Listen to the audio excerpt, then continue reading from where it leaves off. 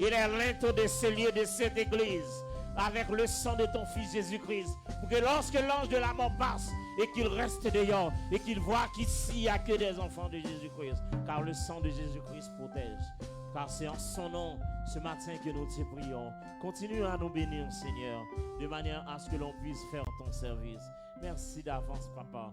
Nous croyons en toi et nous savons qu'avec toi, nous irons loin. Et c'est pour cela que nous voulons te donner gloire. Et c'est pour cela que nous disons gloire à l'agneau. Car tu es glorieux, car tu es digne de louer, cher Papa. Car tu es digne d'adorer, cher Seigneur. Et c'est pour cela que ce matin, nous sommes venus pour t'adorer. Alléluia. Nous disons gloire à l'agneau, car l'agneau est digne. Merci, chers frères et sœurs, vous qui êtes connectés chez vous. Mettez-vous dans une position d'adoration, dans une posture d'adoration pendant qu'on va crier à notre Seigneur, pendant qu'on va lui dire que c'est à lui toute la gloire, c'est à lui toute l'honneur. Vous qui êtes dans l'assemblée, si vous pouvez être debout pour lever vos mains, pour louer le Seigneur, car le Seigneur, il tient compte de ça. Car plus que jamais, nous avons besoin de lui dans nos vies. Nous avons besoin de sa présence dans nos ministères, dans nos entreprises, de manière à ce que les choses puissent aller mieux. Car sans lui, les choses sont fades, les choses sont ternes. Et nous sommes la lumière du monde, nous sommes là pour briller. Alléluia.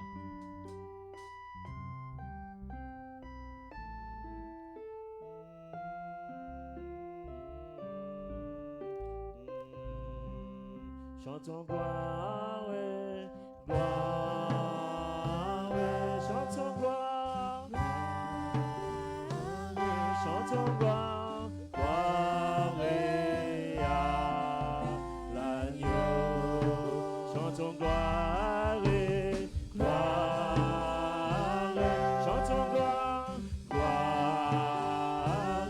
disons gloire, gloire à l'agneau, car il est glorieux et digne de régner. L'agneau est souverain. Osez le vent, la voix pour l'adorer. L'agneau est souverain. Chantons gloire, gloire, chantons gloire, gloire, chantons gloire, gloire à l'agneau. Chantons gloire, gloire, gloire, gloire à l'agneau, car il est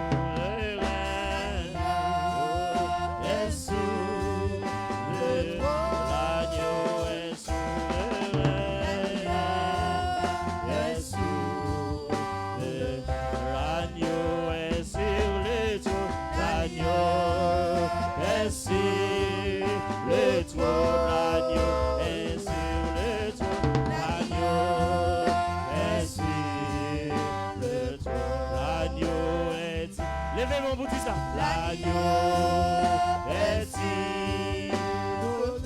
L'agneau est immortel. Levez-moi pour dire ça. Levez-moi pour dire ça.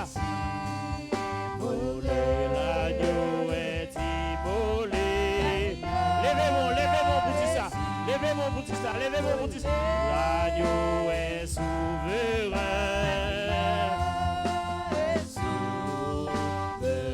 L'agneau est souverain. L'agneau est souverain. L'agneau est souverain. L'agneau est souverain. L'agneau est immolé. L'agneau est immolé. L'agneau est immolé. L'agneau est immolé. Chantons gloire, gloire, chantons gloire, gloire, chantons gloire, gloire à l'agneau. Chantons gloire, gloire, gloire, gloire à l'agneau.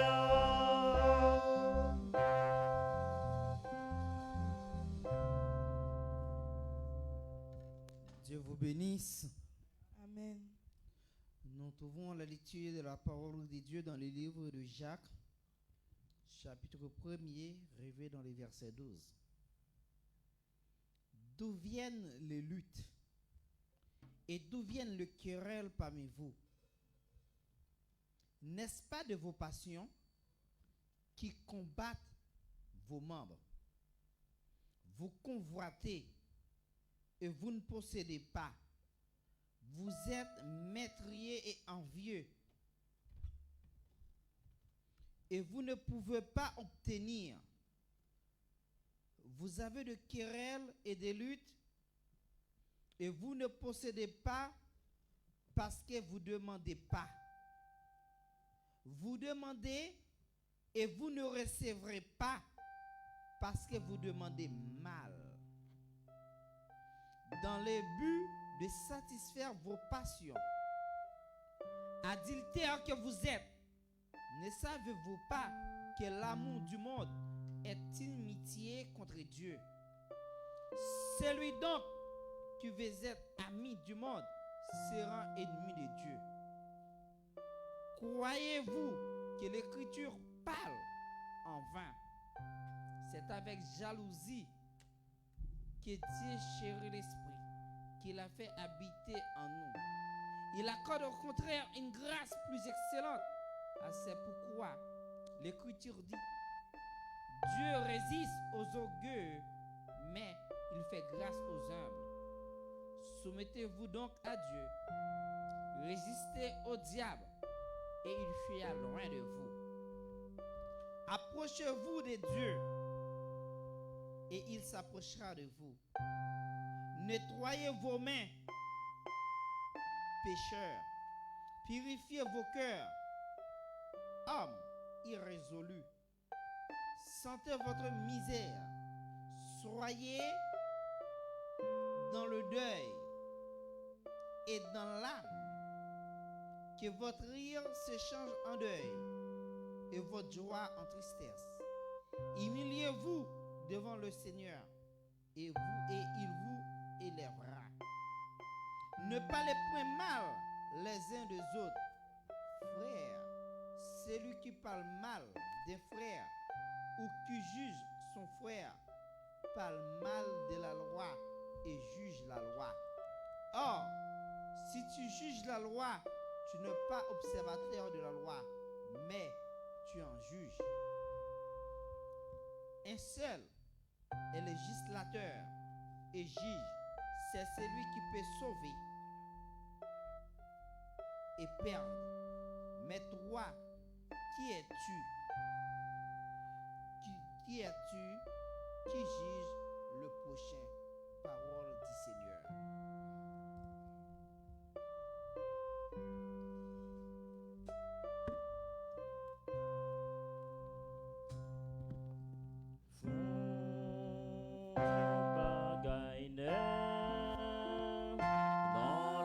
vie. Bagaille neuf dans la vie. Bagaille neuf dans la vie.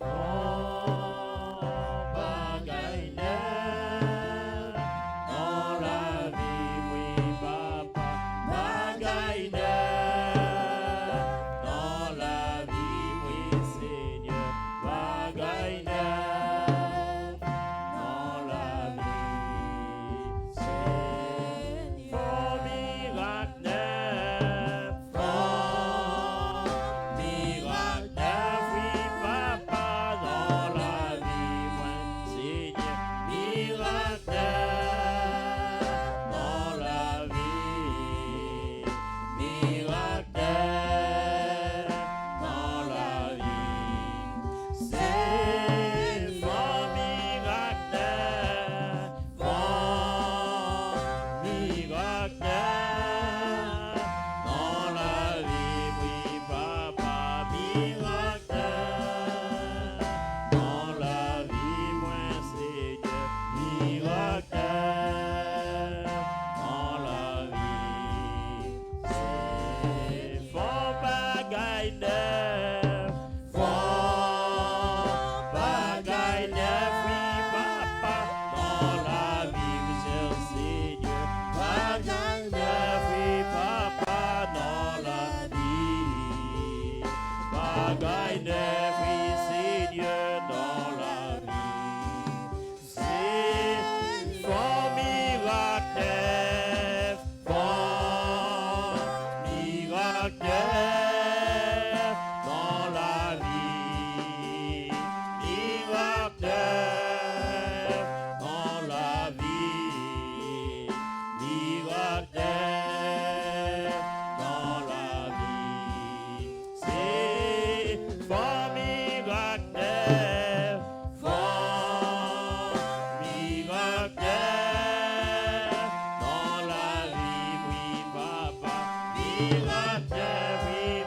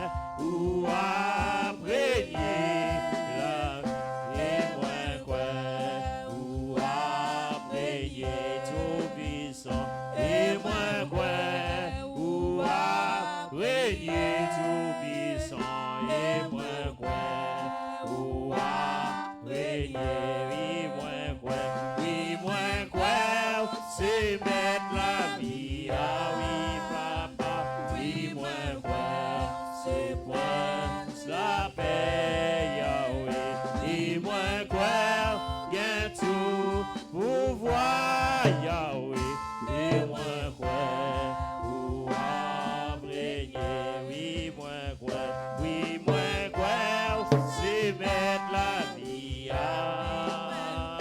Oui, moi, quoi, c'est moi, la paix.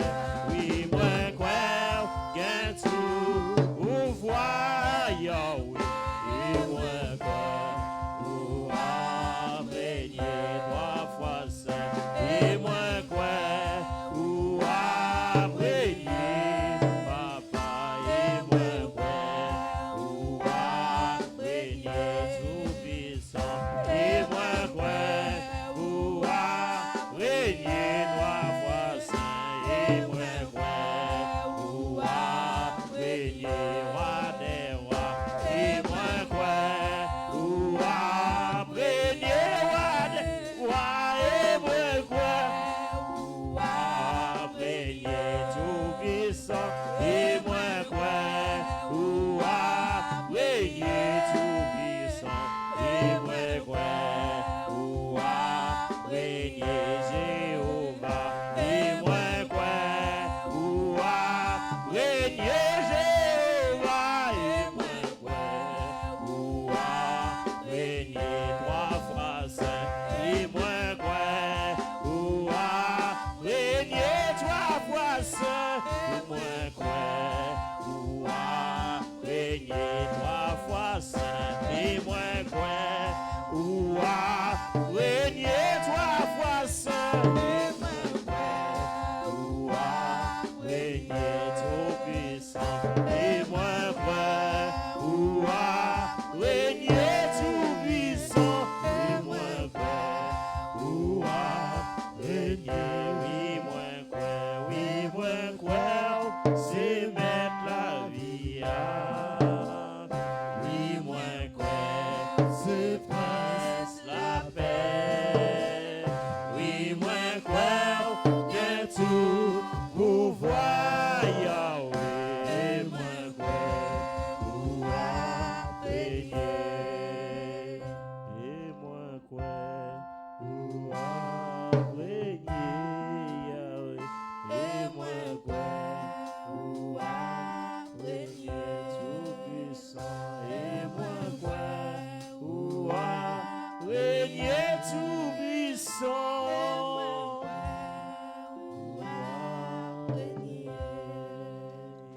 Amen. Applaudissons la présence de Saint-Esprit ce matin.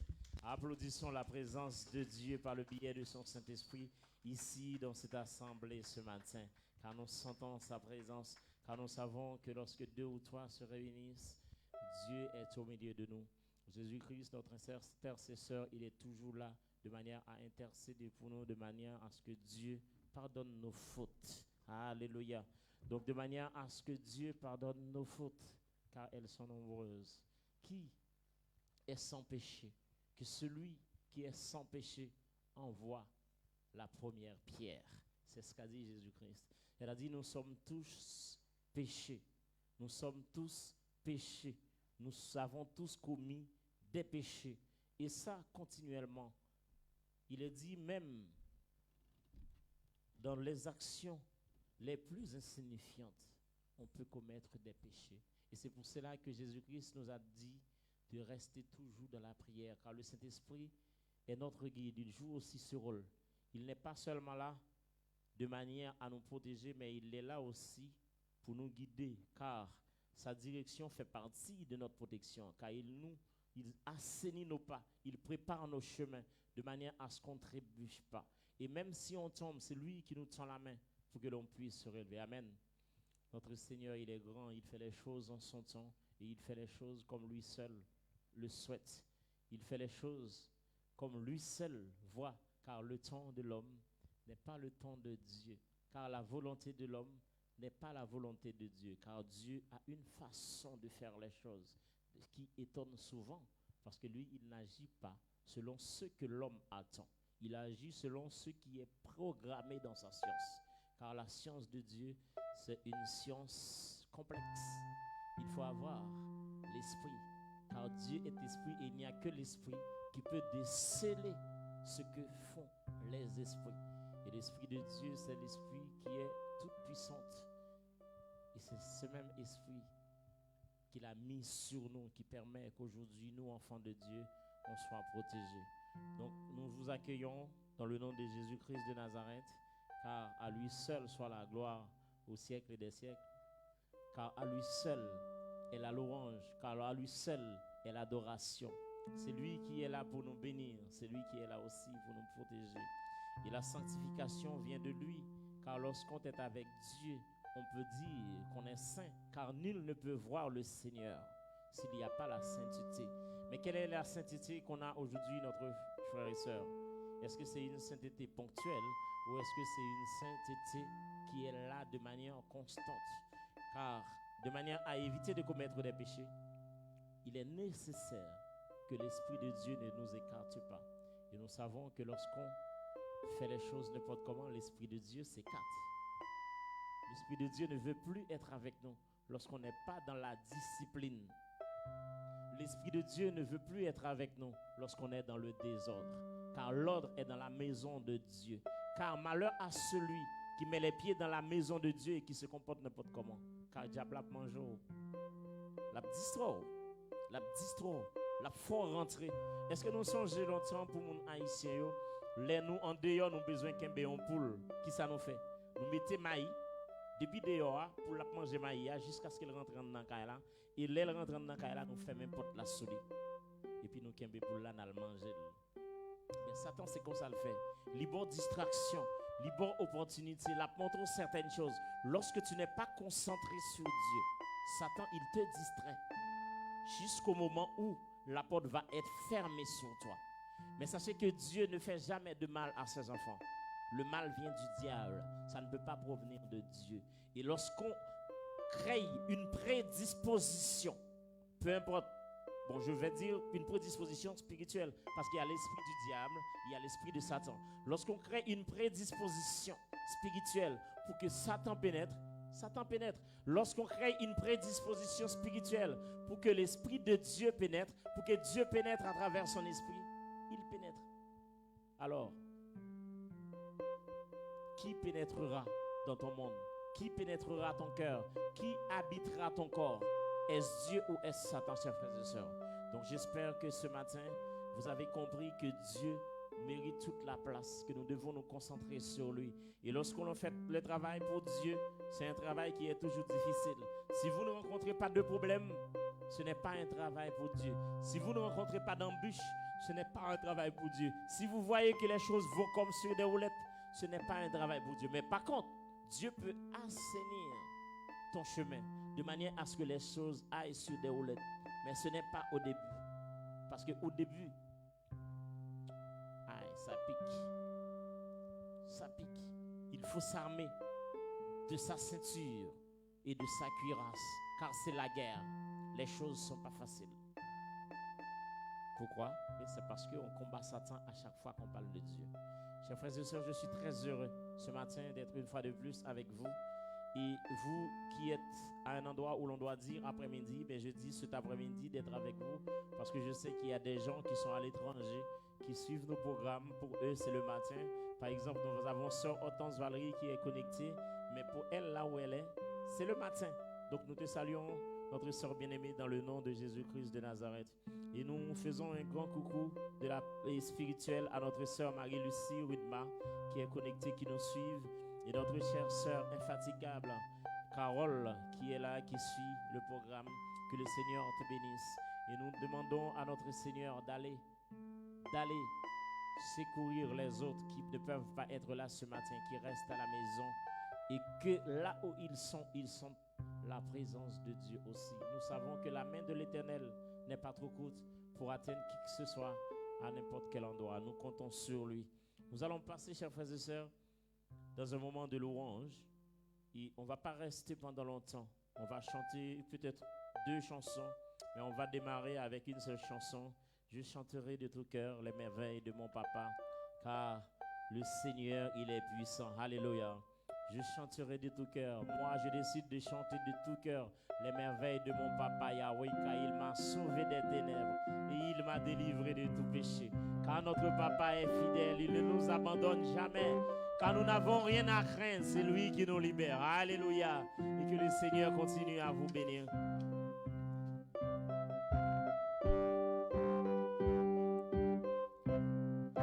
Je chanterai de tout cœur les merveilles de mon papa Yahweh. Il m'a ôté des ténèbres, il m'a délivré de tout péché. Je chanterai de tout cœur les merveilles de ton papa Yahweh. Il m'a ôté des ténèbres, il m'a délivré de tout péché. Je chanterai de tout cœur les merveilles de mon papa Yahweh. Il m'a ôté des ténèbres, il m'a délivré de tout péché. Chantons de tout cœur les merveilles de mon papa Yahweh. Il m'a ôté des ténèbres, il m'a délivré de tout péché. Je chanterai de tout cœur les merveilles de mon papa Yahweh. Il m'a ôté des ténèbres, il m'a délivré de tout péché. Je chanterai de tout cœur les merveilles de mon papa Yahweh. Il m'a ôté des ténèbres, il m'a délivré de tout péché. Mon papa est fidèle, il ne m'abandonne jamais. Je n'ai plus rien à craindre, car Yahweh m'a libéré. Mon papa est fidèle, il ne m'abandonne jamais. Je n'ai plus rien à craindre, car Yahweh m'a libéré. Je chanterai de tout cœur les merveilles de mon papa Yahweh. Il m'a ôté des ténèbres, il m'a délivré de tout péché.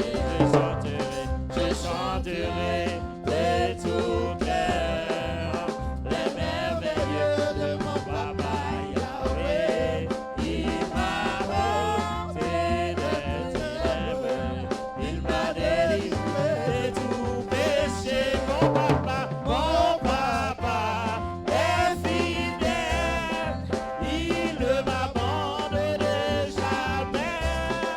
Je n'ai plus rien à craindre, car Yahweh m'a libéré dans la joie. Je suis dans la joie, une joie immense.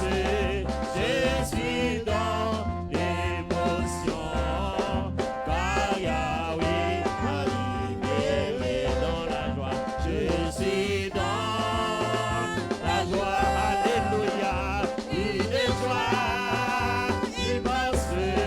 Je suis dans l'émotion, car Yahweh m'a libéré dans la joie. Je suis dans la joie, alléluia, une joie immense. Je suis dans l'émotion, car Yahweh m'a libéré. Mon papa est fidèle, il ne m'abandonne jamais. Je n'ai plus rien à craindre, car Yahweh m'a libéré. Mon papa est fidèle.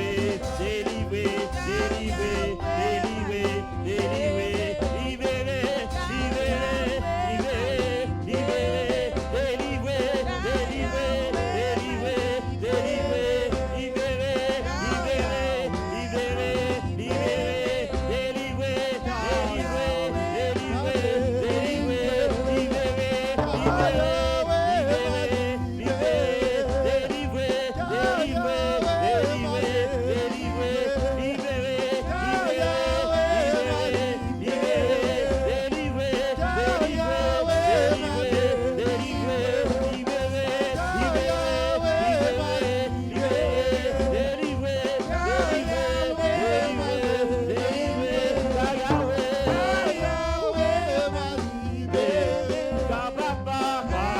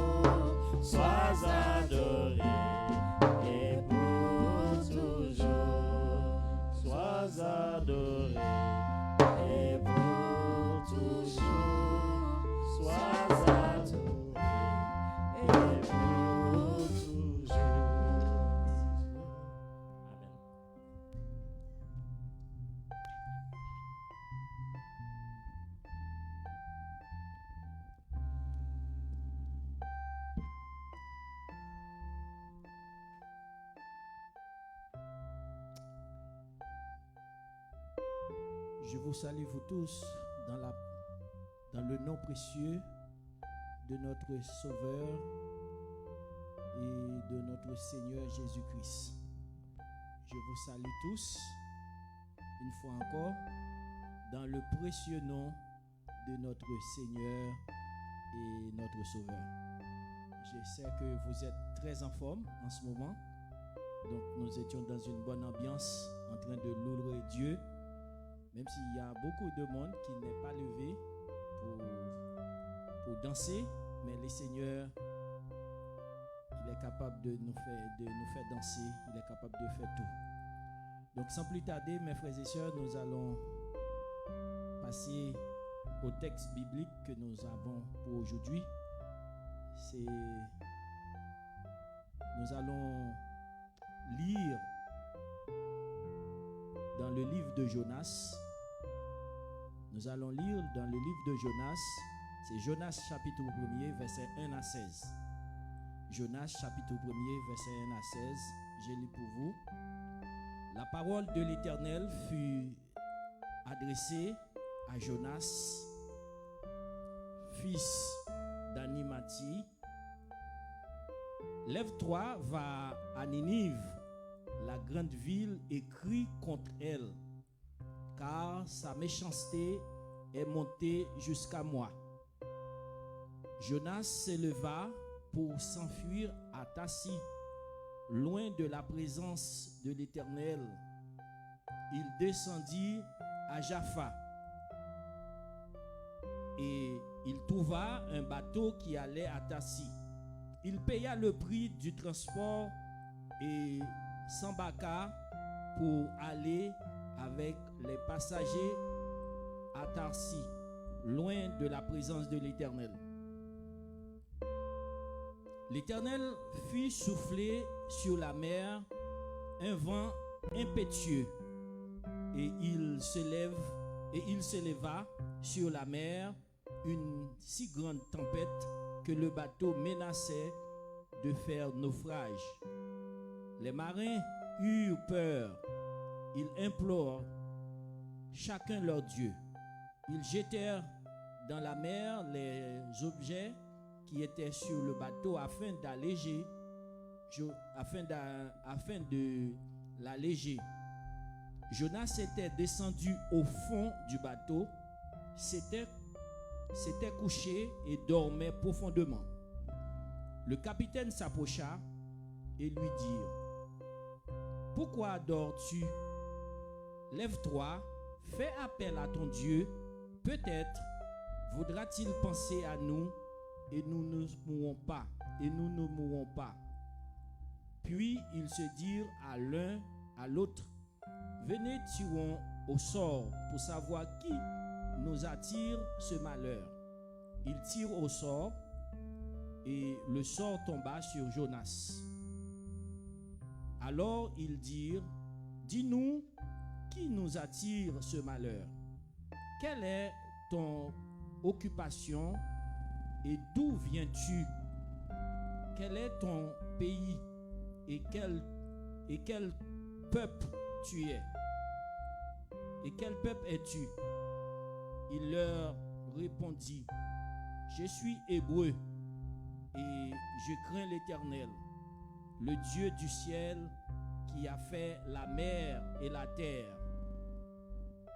Ces hommes furent saisis d'une grande crainte et lui dirent: Pourquoi as-tu fait cela? Ils surent en effet qu'il fuyait loin de la présence de l'Éternel, parce qu'il le leur déclara.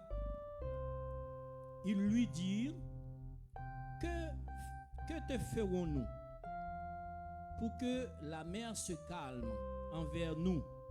En effet, la mer était de plus en plus déchaînée. Il leur répondit: Prenez-moi et jetez-moi dans la mer, et la mer se calmera envers vous. Car je sais que c'est moi qui attire sur vous cette grande tempête. Ces hommes ramenèrent pour gagner la terre ferme, mais ils ne purent pas y arriver parce que la mer était toujours plus déchaînée contre eux. Alors ils s'adressèrent à l'Éternel et dirent: Éternel, ne nous fais pas mourir à cause de la vie de cet homme, et ne nous charge pas du sang innocent. En effet, toi, Éternel, tu fais ce que tu veux. Puis ils prirent Jonas et le jetèrent dans la mer. Et la fureur de la mer s'apaisa. Ces hommes furent saisis d'une grande crainte de l'Éternel. Ils offrirent un sacrifice à l'Éternel et furent des vœux. Amen. Amen. Donc nous demandons à la petite sœur de Sœur Chania de prier pour nous. La petite sœur de Sœur Chania, je te désigne de prier pour nous, s'il te plaît. Oui, tu peux prendre le micro et puis tu pries pour le message de la parole de Dieu.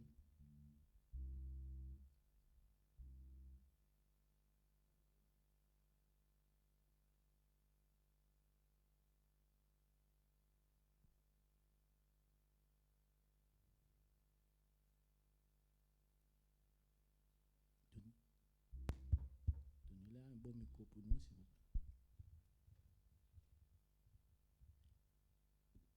Merci Seigneur de nous avoir réunis ce matin, cet après-midi en ta présence.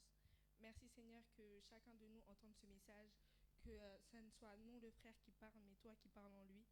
Que tous les mots Seigneur qui sortent de sa bouche soient des mots qui sont écrits. En ton saint nom Seigneur, j'ai prié. Amen.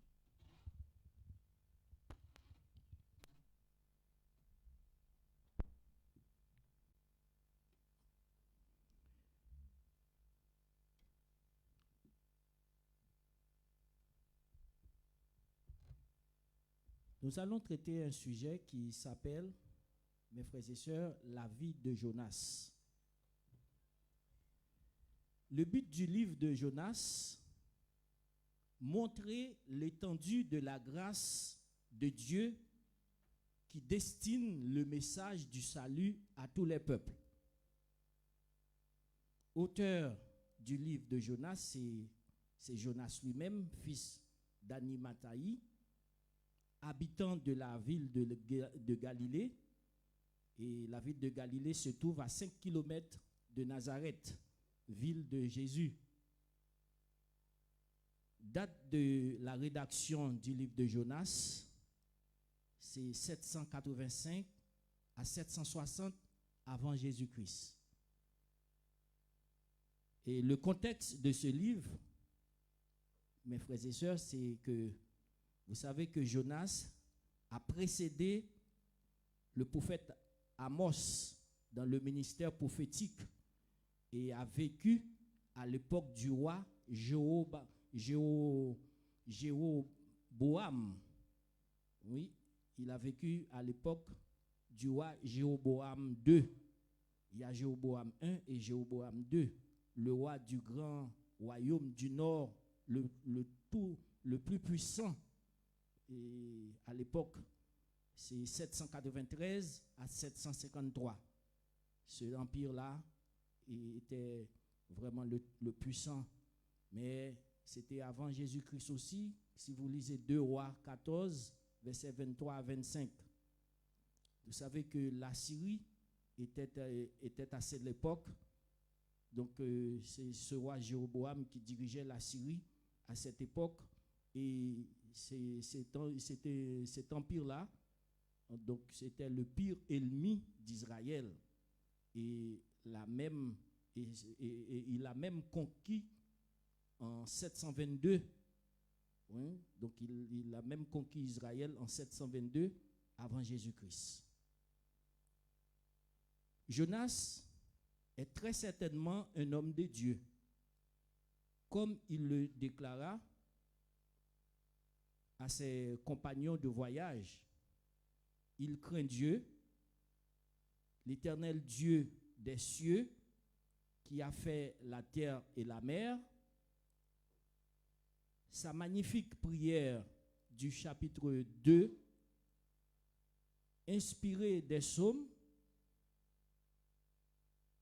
mais pourtant, il a désobéi consciemment et volontairement Dieu. Pourquoi, pour quelle raison Jonas a-t-il s'opposé ainsi à l'Éternel? Donc si vous lisez, je vous conseille de lire le livre de Jonas. C'est un livre qui est proche de tout le monde, de tous les chrétiens, des serviteurs et servantes de Dieu. Donc si vous lisez ce livre, je vous conseille encore d'aller de lire et vous trouverez votre part dans ce livre. La réponse de la désobéissance de Jonas se trouve dans le verset 2 du chapitre 4. Je vais pas vous lire ou bien vous citer ce verset. Donc je vous laisse à désirer à le lire vous tout seul pour savoir pourquoi Jonas il était agi comme ça. Mais aujourd'hui, je ne vais pas vous parler d'histoire que ça fait longtemps.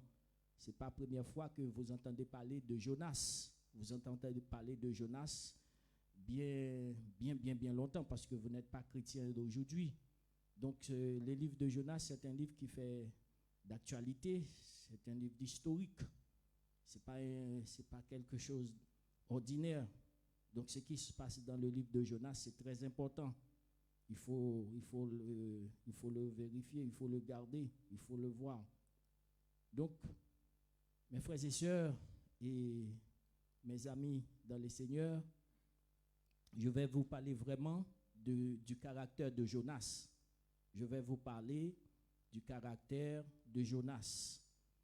Je ne vais pas vous parler de la désobéissance de Jonas, parce que vous entendez parler beaucoup de la désobéissance de Jonas déjà, dans des prédications qui étaient passées déjà, mais c'est de son caractère, comme je viens de vous dire. Il y a peu de personnages de la thé dont nous connaissions autant leur état d'âme que Jonas.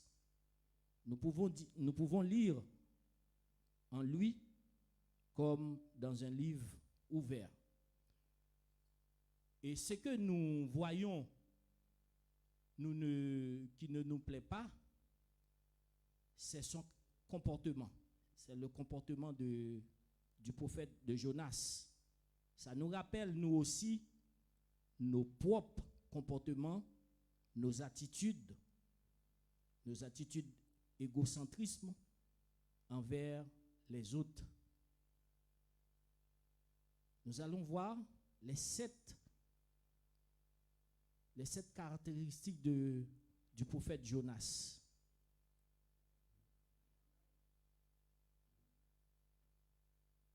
Jonas a été obstiné. Lorsqu'on dit quelqu'un est obstiné, c'est quelqu'un qui est entêté dans ses opinions, dans sa manière d'agir. Quelqu'un qui est entêté, c'est quelqu'un qui est vraiment dans ses opinions. C'est ce qu'il veut faire, c'est lui, c'est ça. Il ne pense pas à d'autres choses. C'est ce que je veux faire, c'est ça que je vais faire. Personne ne peut me donner des conseils. Je prends aucun conseil. Donc j'ai décidé ce que je vais faire, c'est ça. Donc c'est ça qu'on appelle entêtement. Dans la langue créole, pas nous dit mon tête dit. Si vous voyez ça dans chapitre 1er, verset 1 à 3. Je vais lire pour vous, chapitre 1er, verset 1 à 3. Vous voyez comment Jonas, l'obstination de Jonas. La parole de l'Éternel fut adressée à Jonas, fils d'Animathi. Lève-toi, va à Ninive, la grande ville, et crie contre elle, car sa méchanceté est montée jusqu'à moi. Jonas se leva pour fuir à Tassi. Voyez sa obstination. Vous savez, au lieu qu'il va là où l'Éternel l'avait dit, mais non, il fuit pour aller où? À Tassi. Et ce que l'Éternel avait dit, ce n'est pas à Tassi, c'est à Ninive. Pour crier contre cette ville, pour pour la annoncer ce qu'il attend s'il ne se repentait pas. Donc, voyez, Jonas, il pense que il va partir loin de l'eau du bateau. Prend Jonas, il le jetèrent dans la mer. Eh bien, la mer se cale tout de suite. C'est pour ça que les gens, les marins, les matelots étaient étonnés. Il était étonné de voir ça se cale tout de suite. Il n'y a plus de bouleversement.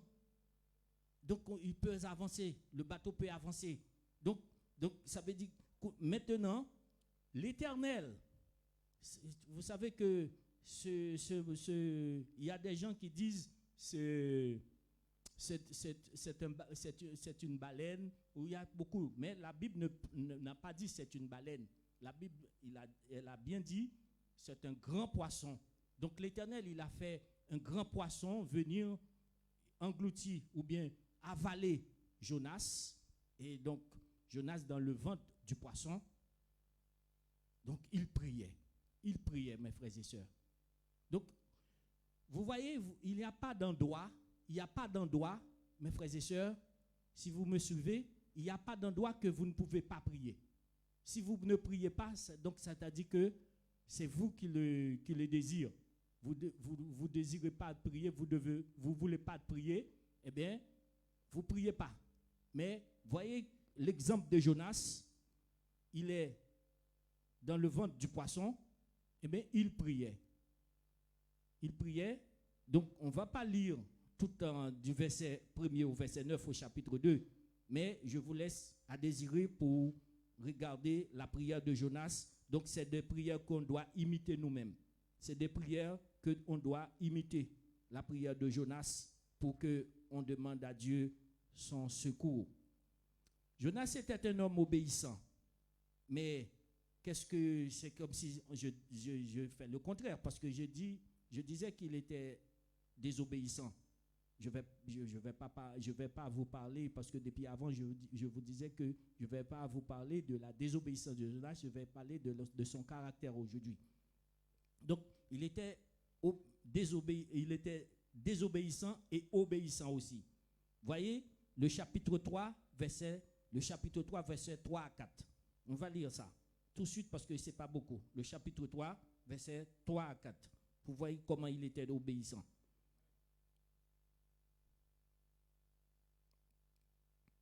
Verset 3. Jonas se leva et alla à Ninive, conformément à la parole de l'Éternel. Or, Ninive était une immense ville. Il fallait 3 jours de marche pour en faire le tour. Jonas fit d'abord dans la ville une tournée de marche. Il proclamait, dans 40 jours, Ninive sera détruite. Voyez? Donc c'est après le châtiment. C'est après le châtiment qu'il a subi. Donc maintenant, il devient obéissant. Eh bien, c'est pour ça que je vous ai dit tout à l'heure que le livre de Jonas nous ressemble. Parce que nous aussi, mes frères et sœurs, nous sommes désobéissants et obéissants. C'est lorsque nous sommes frappés par des épreuves, c'est lorsque nous avons reçu l'ordre de l'Éternel pour qu'on aille faire. Et pour qu'on aille faire ce qu'il nous demande de faire, surtout d'aller avertir, d'aller prêcher, d'aller proclamer l'évangile, ou bien d'aller faire quelque chose à un frère, à une sœur, d'aller les visiter, de voir comment ça va, comment est-ce que ça marche ou bien ça ne marche pas. Eh bien, qu'est-ce qu'on fait? Eh bien, on fait la sourde oreille. Souvent, le Saint-Esprit là dans nos oreilles, en train de nous parler, Et comme ça, on fait semblant qu'on n'écoute pas, on n'obéit pas. Eh bien, souvent, le fait que l'Éternel, lui, il ne va pas laisser tomber. L'Éternel, sachez bien que l'Éternel ne va pas laisser tomber. Depuis qu'il veut faire quelque chose, depuis l'Éternel, c'est lui qui décide. Eh bien, que vous voulez pas, eh bien, c'est vous vous allez quand même le faire. Parce qu'il faut obéir. Eh bien, vous voyez, c'est après le châtiment, Jonas, il a obéi. Donc, obéissance, c'est action ou habitude d'obéir, de faire ce qui est commandé. Obéissance, action ou habitude d'obéir, de faire ce qui est commandé. Donc, Jonas a été commandé par l'Éternel.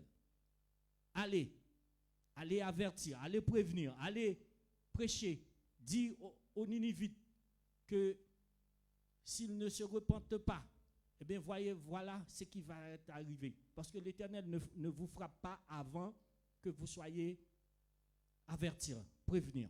L'Éternel ne jamais fait quelque chose sans que vous restez comme ça, surprisement comme ça. L'Éternel, il a fait. Si vous voyez ça arrive comme ça, ce n'est pas l'Éternel qui agit comme ça. Ce n'est pas l'Éternel. Il vous a donné la grâce de se repentir, de changer de route. Jonas était un fanatique. Jonas était un fanatique. Selon chapitre 3, versets 4 à 10.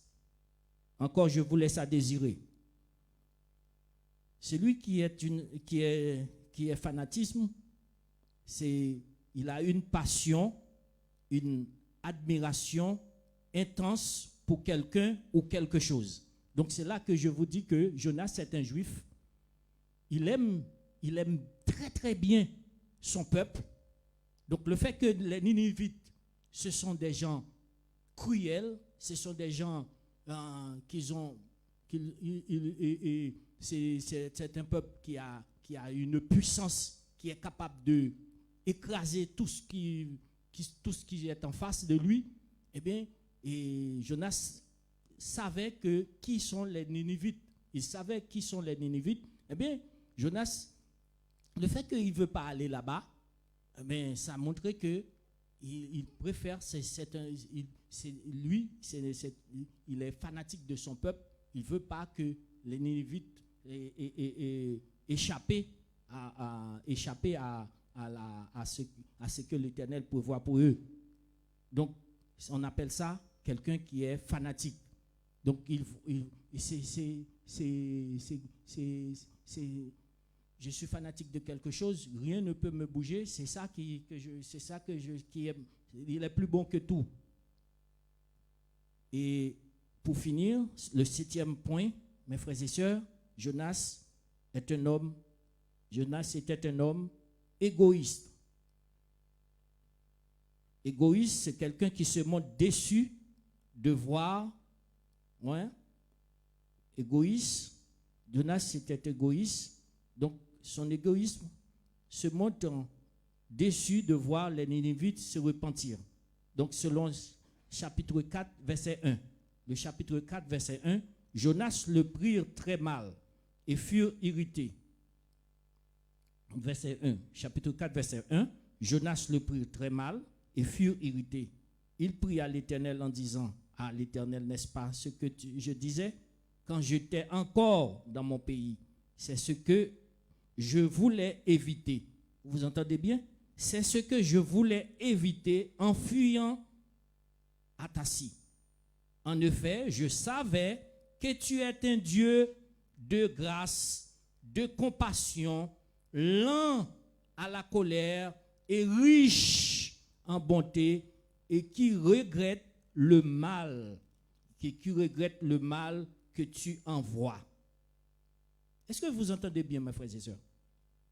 Donc, c'est que Jonas, vous voyez, il était un homme égoïste. Ça veut dire qu'il ne veut pas que les Ninivites, vraiment, il veut pas que les Ninivites soient épargnés du malheur qui va arriver contre eux. Il ne veut pas ça, il ne veut pas voir ça. Il veut que les Ninivites tombent sur la colère de Dieu. Mais Dieu, il ne veut pas. C'est pour ça qu'il envoie Jonas de les prévenir, de les avertir que si on ne change pas de position, si on ne change pas de position, eh bien, c'est comme ça l'Éternel. Si vous ne changez pas, si vous restez toujours dans ta position, dans votre position, vous êtes sur la mauvaise voie, vous ne voulez pas changer de voie pour venir à l'Éternel, parce que quand quelqu'un il est venu à l'Éternel, il change de voie. S'il faisait le mal, eh bien maintenant il fait du bien, parce que il sait Dieu est un Dieu de justice. Il ne peut pas agir encore de la même façon. Il doit changer. Si vous voyez quelqu'un en Christ qui n'est pas encore changé, donc on dit c'est quelqu'un qui agit, c'est quelqu'un de charnel, c'est un chrétien charnel. Donc voilà mes frères et sœurs, comment Jonas était un égoïste parce qu'il ne veut pas voir, hein, il se montre déçu de voir les Ninivites se repentir. Parce que quand Jonas il est arrivé là-bas, il annonçait le message, eh bien les Ninivites se repentirent. Donc ils laissent ce qu'ils ont fait, et donc maintenant ils ont fait ce que Dieu leur a demandé de faire. Donc voilà, les Ninivites échappent à la sentence, à la colère de Dieu. Donc, voyez comment Jonas a failli faire de ces gens-là et périr. Mais Dieu qui ne les lâche pas faire, mais Dieu qui nous laisse pas faire, Dieu qui ne lâche pas les choses. Donc, il est tenace à Jonas de partir à Ninive. Et c'est alors que Jonas, il était parti vraiment pour aller prêcher aux Ninivites, de changer de position, de changer de comportement. Eh bien, mes frères et sœurs, Dieu, je vous dis que Dieu nous aime profondément. Mais il aime aussi profondément les personnes que nous détestons ou envers lesquelles nous éprouvons du ressentiment. Dieu nous aime profondément, mais il aime aussi, il aime aussi profondément les personnes que nous détestons ou envers lesquelles que nous éprouvons du ressentiment. Dieu atteindra ses objectifs malgré les mauvaises dispositions ou le manque d'empressement de ses serviteurs. N'oubliez pas, Dieu, il atteindra quand même, quelle que soit la façon, il va atteindre ses objectifs malgré nos comportements, malgré nous ne voulons pas, comme Jonas il a fait. Donc, Dieu va utiliser, c'est vous qui l'avez décidé, c'est vous qui l'avez désigné, eh bien il va vous changer, vous allez changer pour faire ce qu'il a demandé. Donc, Dieu atteindra ses objectifs malgré les mauvaises dispositions ou le manque d'empressement de ses serviteurs. Dieu fait preuve, mes frères et sœurs, de patience envers ses serviteurs et envers les pécheurs aussi. Dieu fait preuve de patience envers ses serviteurs et les pécheurs aussi. Donc, si Dieu a patience pour moi, il a patience pour les pécheurs aussi. Donc, mes frères et sœurs, c'est un plaisir de vous parler ce soir pour vous expliquer comment nous devons agir et que ce que Dieu attend de nous lorsque nous devons faire ce qui est bien en sa présence. Que la paix et la grâce de Dieu soient avec vous tous.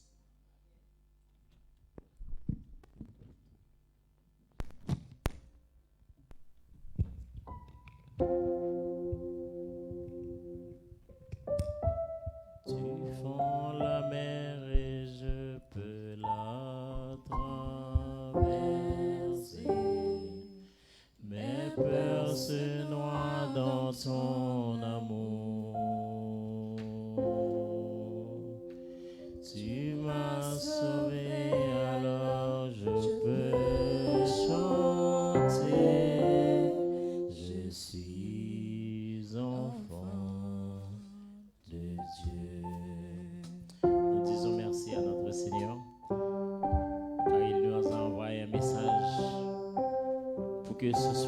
puisse comprendre qu'on ne peut pas fuir sa face. Car il est le Dieu suprême, il est le Dieu vivant, il est le Dieu miséricordieux, certes, mais quand il doit chasser, quand il doit châtier, il châtie sans hésiter. Pourquoi il châtie sans hésiter? C'est parce que, comme on dit couramment, qui aime bien, châtie bien. Dieu nous aime. Il ne veut pas que l'on tombe dans le péché. Il ne veut pas que l'on vive dans la compromission. Il ne veut pas aussi que l'on ne soit pas sérieux dans son travail. Il veut qu'on soit obéissant. Et l'obéissance à Dieu, c'est le commencement de toute science. C'est le commencement de toute sagesse. Car on dit souvent qu'on n'a pas besoin de Dieu dans nos vies. Mais sachez que la vie qu'on a, c'est Dieu qui en a le contrôle. C'est Dieu qui nous a donné la vie. C'est lui qui a mis le souffle de vie en nous. Et Jonas, il a voulu désobéir parce qu'il se croyait plus intelligent que Dieu. Parce qu'il se croyait plus fort que Dieu. Il croyait qu'il était plus malin que Dieu. Mais Dieu t'attrape toujours, même lorsque tu essaies de te cacher. Il te trouve là où tu es. Il te trouve là où tu es pour te remettre sur les rails, pour te remettre sur la voie. Car le Seigneur, il contrôle l'univers, il contrôle tout. Il contrôle le ciel et la terre. On peut s'occuper des enfants derrière, s'il vous plaît. Vous baissez un petit peu le son sur la table de mixage parce que ça fait beaucoup de bruit. Je chante, je suis enfant de Dieu, je sais qui je suis. Je suis enfant de Dieu, je sais qui je suis. Je suis enfant de Dieu, je sais qui je suis. Je suis enfant de Dieu, je sais qui je suis. Je suis enfant de Dieu, oui, tu fends la mer. Tu fends la mer et je peux la traverser. Mes peurs se noient dans ton amour. Oh oui, tu m'as sauvé, alors je peux chanter. Je suis enfant de Dieu, oui, tu fends la mer. Tu fends la mer et je peux la traverser. Mes peurs se noient dans ton amour. Oui, tu m'as sauvé, alors je peux chanter. Je suis enfant de Dieu, je sais qui je suis. Je suis enfant de Dieu, je sais qui je suis. Je suis enfant de Dieu, je sais qui je suis. Je suis enfant de Dieu, je sais qui je suis. Je suis enfant de Dieu, je sais qui je suis. Je suis enfant de Dieu, je sais qui je suis. Je suis enfant de Dieu, je sais qui je suis. Je suis enfant de Dieu, je sais qui je suis. Je suis enfant de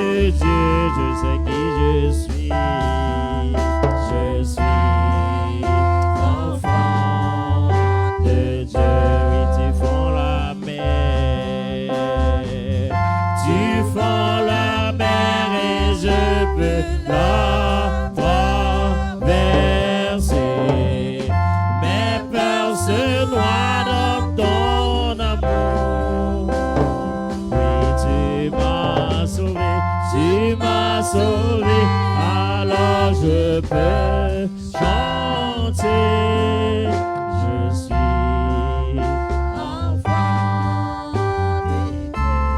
Alléluia, alléluia, gloire à Dieu. Alléluia, alléluia. Seigneur, nous te remercions, Père. Nous te disons merci, Seigneur, pour ta miséricorde, pour ta grâce, pour ta bonté éternelle, Dieu, pour le moment passé, Père. Sauvé, pour le Saint-Esprit éternel qui a été parmi nous. Mais nous avons dans un moment éternel.